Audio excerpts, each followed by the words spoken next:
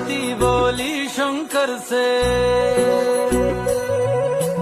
पार्वती बोली शंकर से, सुनिए भोलेनाथ जी, रहना है हर एक जन्म में मुझे तुम्हारे साथ जी।